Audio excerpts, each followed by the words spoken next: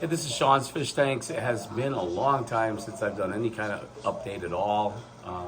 I had kind of made several changes into going into some smaller nano tanks for a bit. Life got kind of busy, and back in the day when I had the big tank, I had a major crash, and then I transferred a lot of coral into this system here. I had gone into two smaller tanks, and this was one of them. This is my 22-gallon Mr. Aqua, and I call it the Copycat 22 because it's just like another tank done by somebody that has an office tank. It's another Mr. Aqua, but it's a 12-gallon, so it's drilled on both sides. The only flow in the tank is provided by the main pump, and I built it this way because I just didn't want to have to do maintenance on it as much, and I just wanted to do water changes and see how things went. And then I had moved this tank into a different room in my house, and I had a big crash. And what happened is the heater stuck on. So I had two major crashes in the past couple of years, and I just haven't had anything to talk about or show. So this is my newer system. It's been running now for about a year, and I've taken pieces out of it into another system that I have that's a little bigger. And I bought some pieces to school because I'm a teacher, and I have some pieces at school. But it's like a mixed reef, and it doesn't look like it, but this is probably my favorite tank that I've ever had, besides my Acropora 150. And it's only due to the fact that it's supposed to be very difficult to take care of a nano tank, and I've never had sand keeping SBS. A lot of nevers with this tank. It's just such a smaller system, and believe it or not, the tank is just thriving. So I'm having growth with my SBS because of the years, the amount of time that the tank's been up. I think it's since the major crash, this system has been up now for, I would say, going on about 14 months. So it's been going for a while. Everything grows. Every SBS I put in there. The only difference is this is a lower temperature tank. I'm dosing vinegar. So I've been following all the podcasts that go on Reef Bum. Reef Builders, obviously what happened. To me, it's not the greatest podcast anymore, but I'm still going to support it.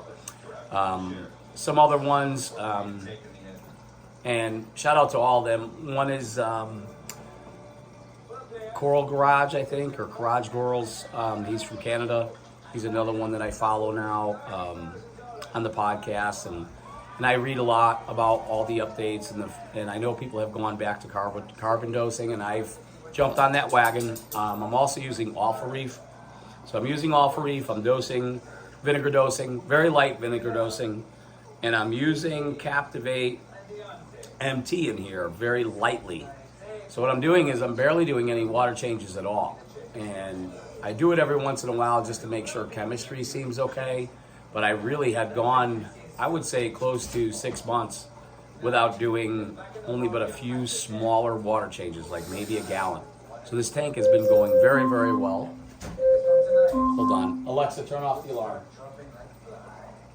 Sorry about that.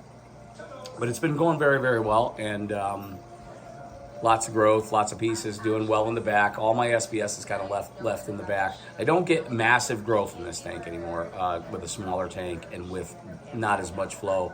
A lot of the corals like to base out. I don't get a lot of polyp extension, but I am not looking for massive growth anymore. I'm kind of just trying to keep a pretty reef and keep things alive. So I'm trying to introduce more pieces into this tank. I do know anything that has like millipore style with a lot of polyps, even like a green slimer, they don't look like their normal selves in this sort of system.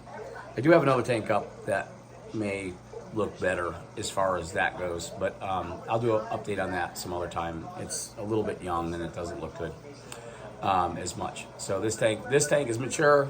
It's doing well. It does need to be cleaned a lot because I don't do any sort of nutrient removal other than the skimmer and the vinegar dosing, and I don't dose a lot of the vinegar. It's basically just to keep the corals happy for food. But things are really happy in here. I have an African flame angel in here, and not African flame, just an African what they call them. I don't know, it's the flame back. It might be the flame back. Yeah, it's the flame back. That's where I got that from. And he's been a model citizen. He has not eaten any coral, which is amazing. I had one years ago, back 10 years ago in my first starter videos. I had one that ate digitata. So I don't have any digitata in here. I don't think I'm gonna put it in here because it might entice him to eat coral. I do have an engineer goby. I've been looking more into how he's gonna react with half of this stuff in here. He's starting to get big. I just like the look of him, and I have a sand sifting goby in here, so there's 3 fish. I do have some snails in there. There's a conch snail.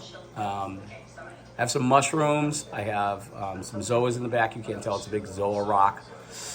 I do have some ganies in here. All of that, but like I said, it's not a fast growing tank.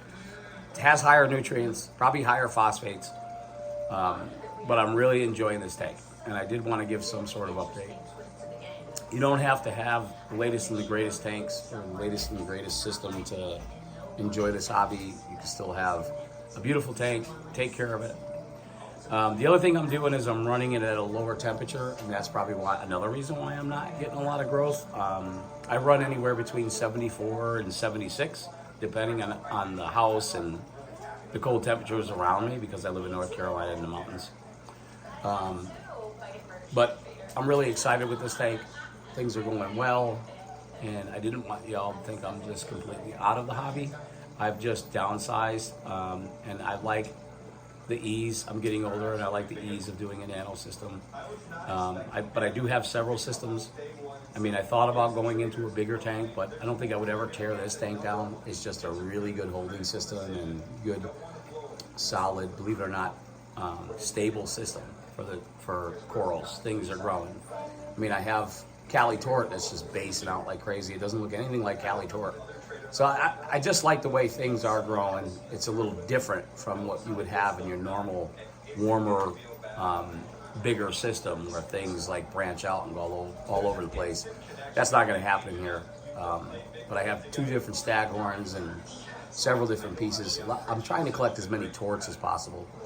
I do have some Oregon tort in the other tank, and I have some Worldwide Corals yellow tips, which I believe is a tort.